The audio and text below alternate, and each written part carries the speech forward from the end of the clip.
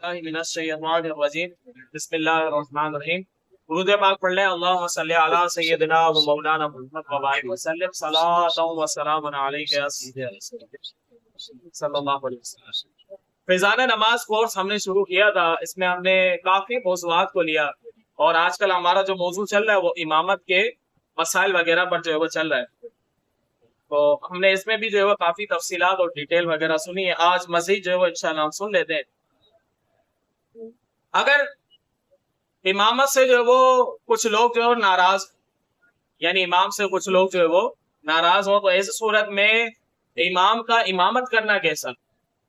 دیکھیں، جس شخص کی امامت سے لوگ کسی وجہ شرعی سے ناراض ہو، کون سی وجہ ہو، وہ وجہ بھی وجہ شرعی ہو، وجہ شرعی کی وجہ سے ناراض ہو، تو پھر ایسی صورت میں اس شخص کا امامت کروانا یہ مکروہ تحریمی ہے۔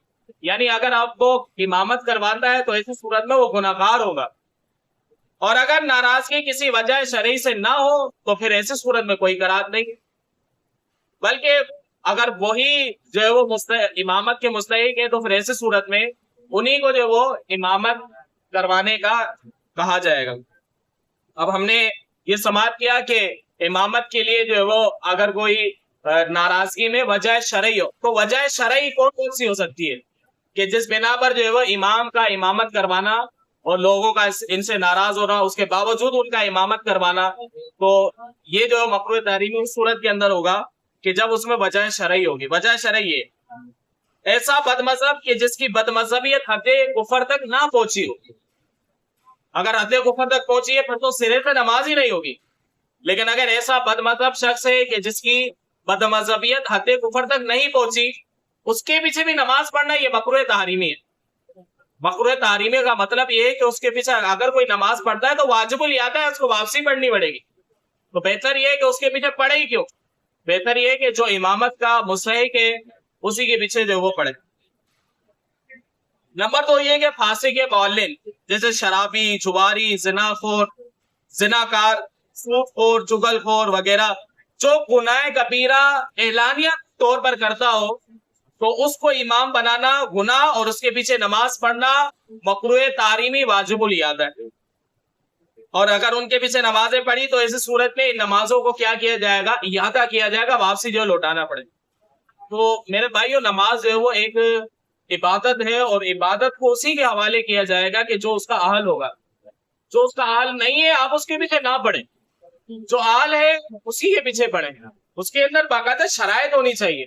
آپ نماز دے رہے ہیں پیچھے اس امام کے، آپ یہ کہہ رہے ہیں کہ اس امام کے پیچھے ہے، تو اس امام کے اندر شرائط پائی جائے امامت۔ اگر امامت کی شرائط نہیں پائی جاتی تو ایسی صورت میں آپ کی نماز ضائع ہو جائے گی، تو اپنی نمازوں کو ضائع ہونے سے بچائیں۔ اب ہمارے یہاں مسئلہ یہی ہوتا ہے کہ مشقت برداشت نہیں ہوتی۔ اب کہیں اور جو ہے وہ صحیح العقیدہ سنی مسلمان کی مساجد ہے، وہاں پر جانے میں کیا ہوتا ہے؟ وقت لگتا ہے، دشواری ہے، یہ وہ، تو وہاں جانے کے لیے جو وہ کیا ہوگی؟ دشواری ہوگی۔ اس دشواری سے بچنے کے لیے وہ کسی کے پیچھے بھی نماز پڑھ لیتے ہیں۔ ایسا کیوں؟ دین میں ہمارے اوپر جو ہے وہ تھوڑی سی مشقت آتی ہے تو ہم سے برداشت نہیں ہوگی، ایسا نہیں ہونا چاہیے۔ صحابہ کرام علیہ رضوان، اہل بیت اطہار نے تو اپنی جانوں کو قربان کر دیا۔ اب محرم الحرام میں ہی ہے ابھی تو یہ واقعہ جو ہے وہ امام حسین رضی اللہ تعالیٰ عنہ کربلا والوں نے کیا جانیں قربان نہیں کی؟ صحابہ کرام اہل بیت اطہار نے جانیں قربان کی۔ ہم اپنا وقت ضائع نہیں ہوگا، بلکہ یہ تو وقت ہمارا استعمال ہوگا صحیح کاموں میں۔ اور اگر اس کے اندر ہمیں دشواری ہوتی ہے، ہر قدم پر نیکی بھی تو مل رہی ہے، ہر قدم پر آپ کو نیکی بھی مل رہی ہے، اور اس کے بعد جو آپ ایک صحیح بندے کے پیچھے نماز بھی پڑھ رہے، تو ایسی صورت میں ثواب ہی ثواب ہے۔ تو اپنی نمازوں کو ضائع ہونے سے بچائیں، ایسے شخص کے پیچھے نماز پڑھیں کہ جو صحیح العقیدہ اور جو شرائط بیان کی گئی ہیں ان کے پیچھے ہی نماز پڑھیں، ورنہ اس کے علاوہ کسی اور شخص کے پیچھے نماز پڑھیں گے تو نمازیں ضائع ہو جائیں گی۔ اپنی نمازوں کو ضائع ہونے سے بچائیں۔ اللہ رب العزت سے دعا ہے کہ ہماری توفیق عطا فرمائے۔